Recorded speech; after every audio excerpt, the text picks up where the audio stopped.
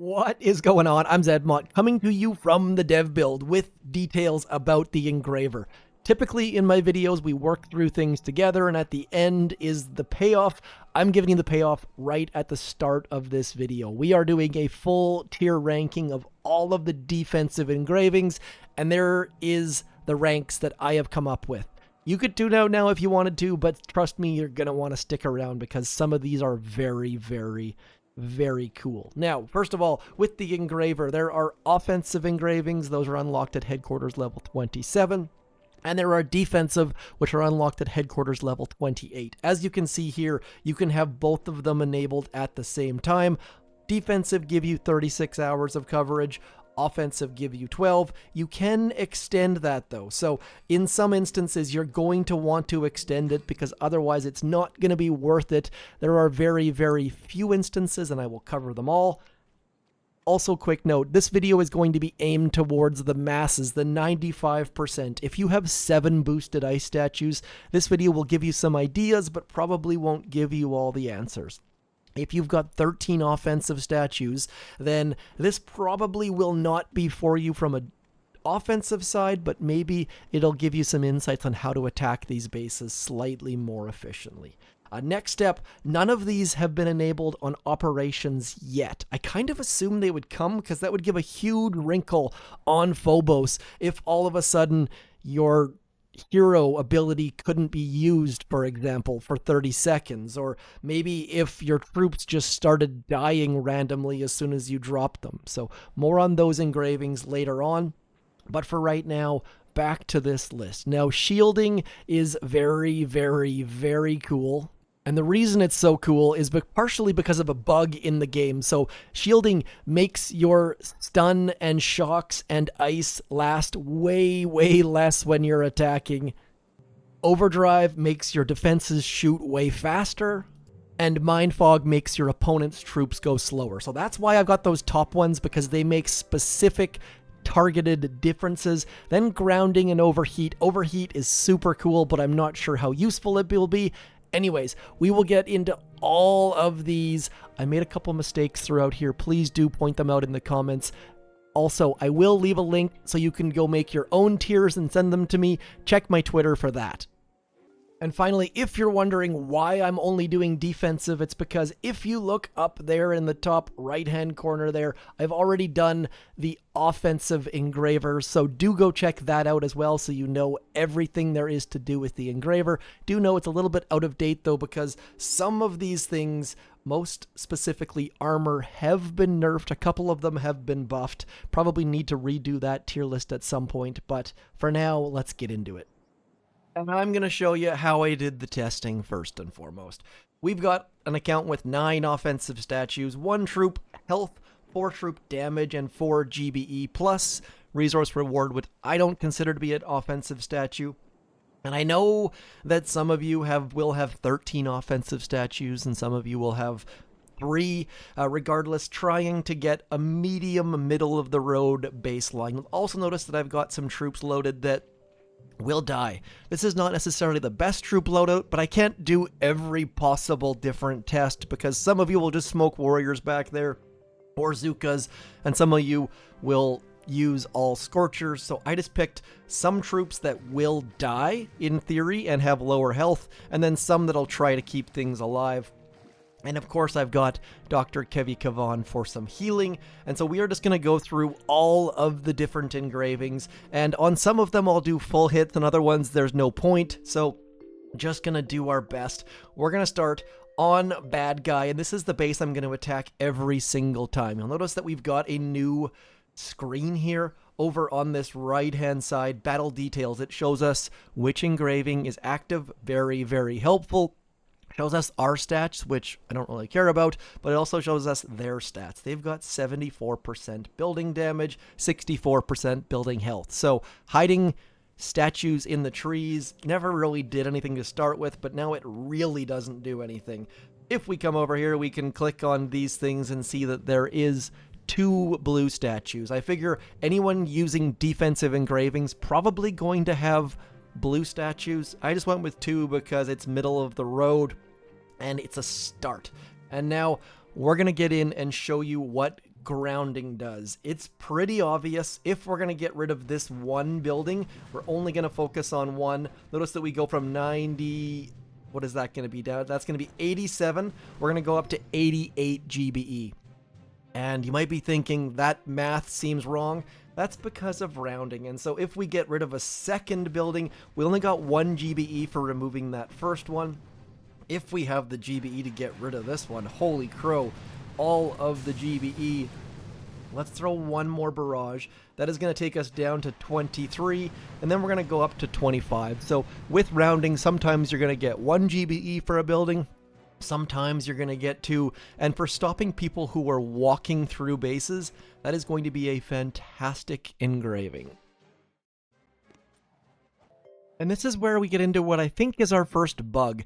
The shielding should make stun and freeze be reduced by 45%. Now, shock bomb is 12 seconds, and I got my stopwatch out here, and if you watch here, it sure looks a lot like 12 seconds. So maybe we need to drop troops for that to take effect, but oh, look at that.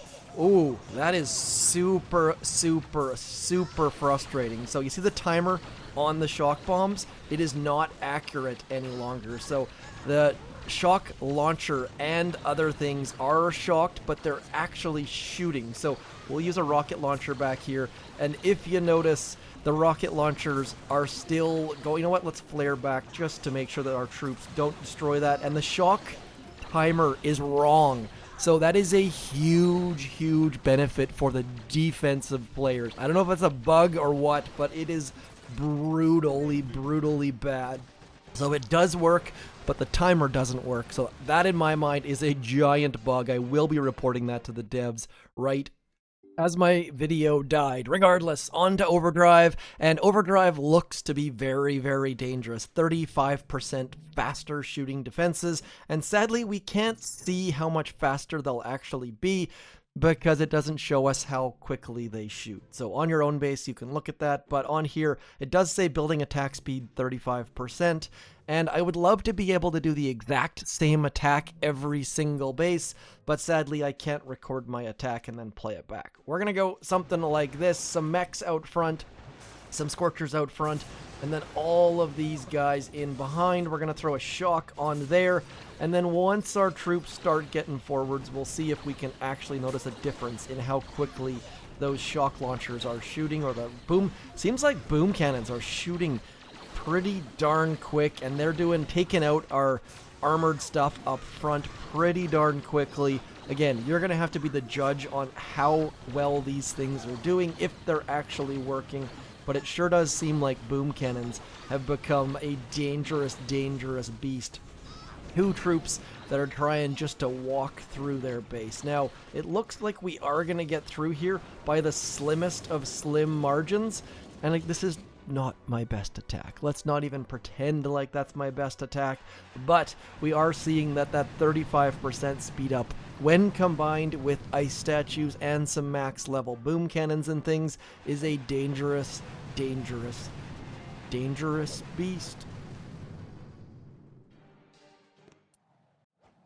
And this one seems really interesting. Life Drain is going to remove your troops' health by 1.5% every second. So what I'm going to do for this one is we're just going to drop all of our troops right about here. Not all of our troops, just our squishy troops. We'll throw a smoke there, and then we're just going to wait and see how long before they die. We're just going to keep smoking them, and you can see that it's not a big deal. They're definitely losing health slowly, but it's not so bad that this is gonna stop people. I feel like this needs to be added a little bit more, but at the same time, if we drop Kavan up there, how's Kavan gonna do in this whole thing? He's gonna stand underneath there, and notice that Kavan's health is going down as well. Yes, he can heal himself if he's standing in the right spot, but his health bar is on the downwards as he heals himself. So this one kind of negated by Kavan existing or medics existing, but maybe you don't want to use Kavan. Maybe you're one of those players who likes to use Bullet or Everspark. And so all of a sudden, if Kavan was to die by artillery, for example, your troops are just going to lose health bit by bit, which is going to make those green mines all the more effective. Because sure, your laser rangers could hit a mine, you've got your troop health boosted, but if their health starts to get lower and your attack starts to take a little bit longer, then suddenly you're going to be in a tough spot and you're going to have to start using medkits. And medkits do overheal this, so it's not a big deal.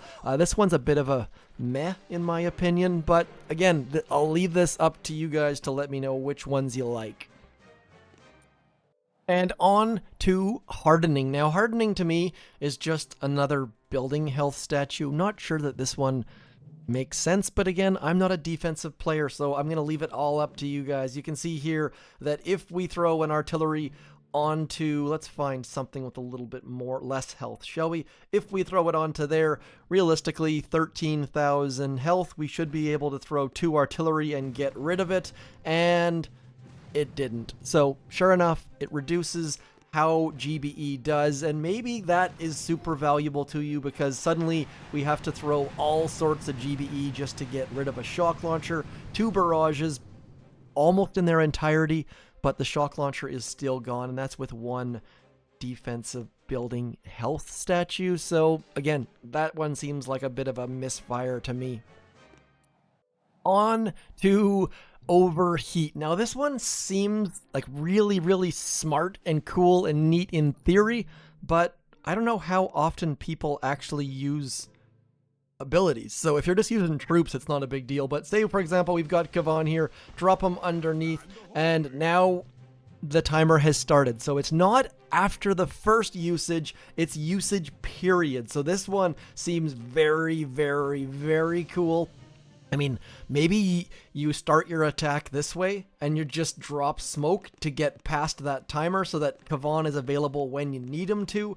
But overall, this is kind of a cool one. I don't know if it's going to be useful or good, but it's definitely neat. And so now we can drop the rest of our troops, and now Kavan can start to use his abilities. So maybe that's how you work around Overheat. It seems reasonable. I mean, now we can use his second wind and get some extra troops, but we're still stuck waiting for that next 30 seconds. And maybe 30 seconds isn't so bad because we can still use our gunboat over here and shock things and keep things moving forwards, but definitely do consider dropping Kavan by himself underneath that smoke while you wait for his ability to charge. Very, very neat. I do like its implementation, just not entirely sure how that works. Maybe you need to I don't know how else it would be improved, but I do like the way that it works, and we're just going to walk through this base without too much difficulty. I'm going to not use 3 times mode because that just stops how quickly I can do testing between these things as we blow up bad guy's base. Using 2 of Kavan's second wins and still not able to use that third because of that Overheat ability. And this is where we start to get some overlap. So this one has support enabled, which transfers 50% of damage taken to nearby buildings. So with Hardening, it took 6 artillery to get rid of a shock launcher. We're just going to do an apples to apples comparison because it seems like this is very much like Hardening. So 1, 2, 3, 4, 5, 6... and the shock launcher is still up. But notice the buildings around it have taken some damage. So that to me says that support is a slightly better Hardening. Again, this is something I'm going to have to get your inputs on, but it takes 7 artillery to get rid of a shock launcher with support and 6 with Hardening. So support seems like it's a bit better.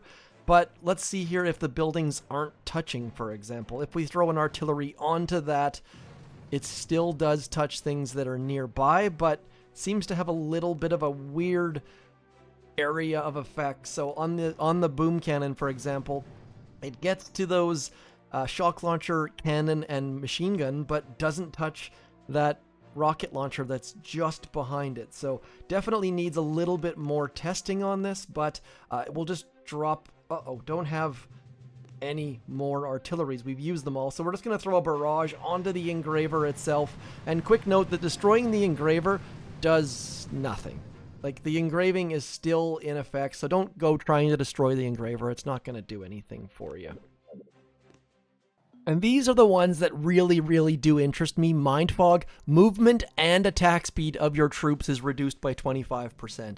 Just by making things not move quite the way people are used to, I feel like that'll have an advantage in itself. Mechs are not going to shock as quickly. Laser Rangers aren't going to walk as quickly. So for this one, I'm just going to try to send them back here, and we'll see just how quickly they move. Doesn't seem like it's a big deal at first. Like I said, it is only 25% though. And for walking Laser Rangers, suddenly they're walking more the speed of Zookas. Not a big deal. Let's just retreat and see if we can't somehow try a different, just normal strategy. Our troops did somehow miss that shock mine. I don't know how that happened. I think they probably should have hit that, but oh well. We'll just get back in. First test inconclusive. And really, without side-by-sides on these, it's going to be difficult to see just how this stuff is moving. And it sure does look like our mechs and Scorchers are fairly slow, though. Look how long it's taking our Scorchers to get up the beach. This, to me, is a fantastic engraving. Look at, like, all of our Laser Rangers are, like, they're walking in tar. So I like these sorts of ones. Like, the idea of hardening or support where they're getting slightly less GBE usage, that's just a building health statue, and I don't think that is as cool or as useful as actually just slowing down their troops. Kavan's gonna be healing slower, Laser Rangers are shooting slower, our mechs are shocking slower, and our Scorchers are just not closing that gap nearly as quickly. And I can't remember which engraving we were using when we walked through the base, but it feels like we're very much walking slower, and it seems like it's more than 25%, but again, the human brain just can't quantify these, or at least my human brain can't quantify these things, so definitely feels like we're walking in quicksand or something like that. So this one gets my vote. This one seems very cool. So far we've seen 2 or 3 that are very cool and a couple that don't really interest me. If I'm gonna spend 1 powder on it, granted for 36 hours, it better do something good, and I feel like this one really is gonna mess with people's timing and their troops and seems pretty darn neat. Now this one, tinkering, this is where I screwed up. I should have had 4 prototype modules out the entire time. As I drop a Scorcher and another Scorcher, this one is pretty darn obvious. With an asterisk though, you get an extra prototype, and for those people who usually have 4 out, this is going to be amazing, but you're going to have to spend between 3 and 5 powder on it, because when that 36 hours expires, like I showed in my sneak peek, a prototype just expires. So even if it's good for 10 days, if your engraving expires, it's done. There goes your prototype module, wasted parts and all. So that one very much depends on your prototype usage. And similarly with this one, disruption. The effectiveness of your offensive statues is reduced by 35%. Now, if people are just about failing on your base, this might be great, but for someone like me who has all offensive statues, this one is completely and utterly useless. You see that my troop health has gone down to 23%. Super useful in here. So this actually has been updated. We're down to 23% troop health and 46% troop damage. That is not because of lack of boost or something. That is strictly because of their statues or their engraving doing that. But as you can see here, it's likely not to do a heck of a lot, except for the fact that they've got 4 prototype modules. Notice that the 5th grappler is now gone because of the fact that they changed engraving. So our troops are gonna walk through it. They're gonna have a little bit of a difficulty because they are up against a little bit of ice and up against 4 grapplers. But as you can see here, we're still walking through it. If you had a bunch of defensive statues, this is going to work very well. But for someone like me who has 0 defensive statues, it's not going to do a heck of a lot. Because, let's be honest, people with 65 or 70 or 80% less offensive statues still would walk through my base. So This one is, again, one of those ones that doesn't work for 95% of the population, and that's what this rating system that I'm throwing out here is all about. Yes, there are going to be people who have like 7 ice statues who are going to say your rankings are completely wrong, but this video is not for them because I just don't have the experience with 7 defensive ice statues that are boosted 24 hours a day, and you're used to spending, maybe you're used to spending 8 powder every day just to keep your victory points up. In that case, something like this might be the answer to making people fizzle. So, again, this is not for those people. I would love to be able to get the insights. If you're one of those people who has 7 boosted ice statues, please comment down below. Let me know where my ratings are off and where you think that I have missed the mark, because I just can't cover all aspects of this, unfortunately. Okay, this one is confusing. This is mind control. Enemy gains 1.1 energy per second. At 20 energy, they resurrect your fallen troops to their side. Now, there's no timer. We can't see how much energy they have. All we know is that at some point, our troops are going to start fighting against us. And this is a little bit of a beef of mine. All of the troops are going to be spawned from the headquarters. I wish they could be spawned from the armory or from somewhere else, but nope, they come from that headquarters. Unless, of course, I've missed something. So we are going to drop a Scorcher over there, and we're going to drop a Laser Ranger over there. We're just going to let them die. And then at about the 3:36 second timer or so, we're going to just watch that headquarters and some magic is going to happen. So once these troops have finished dying, not doing a terribly good job of that, there we go. A Scorcher just popped out, as did a Laser Ranger. But if you look at that, it looks a heck of a lot like our Scorcher and a heck of a lot like our Laser Ranger. But of course, if we throw a flare there, they don't care. So we're going to drop a Scorcher about there. We'll throw a smoke on it. And notice that as soon as it comes out, that Laser Ranger and those 2 Scorchers come and attack our Scorchers. And the only difference on the Scorchers, it has a black back to it, whereas ours has a blue back to it. The Laser Rangers look exactly the same. Going to be very confusing, and maybe that makes this engraver useful or good. I don't have a clue. I don't know how to even tell you if this is a good one, so I'm going to leave this one completely and utterly up to you. Can we destroy them? Yes, of course. Our artillery does kill the Laser Rangers, and we can throw barrages onto that Scorcher and destroy it, but you very much could end up killing your own troops in the process. So this one is definitely one of those confusing ones that's going to have to take a little bit more time and thought process to see how good it is, but seems to be very, very dangerous. You're going to have your troops attacking you, I suppose. Weird. Laser Ranger versus Laser Ranger. And then this one is pretty darn obvious. This one, for some players, would be magical. I wish that this level engraving could happen for HQ level 16 or 17, because they are going to get 75% of the resources that you raid, and they're going to get them back. So if we steal 500,000 gold, they are not going to lose all of that gold. And that is a major, major beef that mid to low level players have. I'm not sure that headquarters level 28 players have those same complaints, but this one should be useful for someone. Maybe you're saving for a major upgrade, so you use this engraving a couple times. I don't think that it's going to be one you're going to use longer term, but again, if you're a leaderboard player and you're sick and tired of having your gold rated, maybe this is great. Please, if you've got 7 ice, please do, like I said, leave a comment. Let me know where I missed the mark, and let me know which ones you're going to be using. You can see here, we are going to walk through this base. I think that engravings are going to make some bases way more difficult, but there's no such thing as a base that can't be beat yet.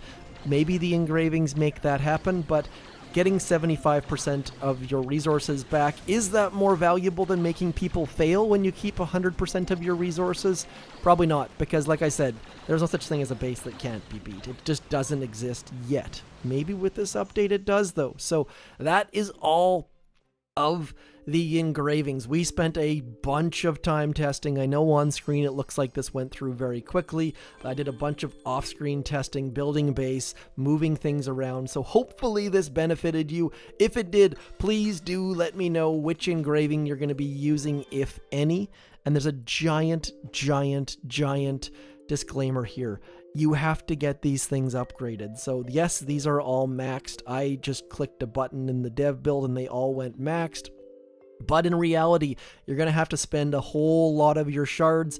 And maybe if you're trying to upgrade your defensive, you're going to get frustrated because your offensive ones are going to be chosen. So there are now 24 engravings and you can boost one of each. That was something I didn't cover very well in my sneak peek. Do note that if you look at the engraver, it shows here that it's got 12 hours left. That's because it shows the one that is most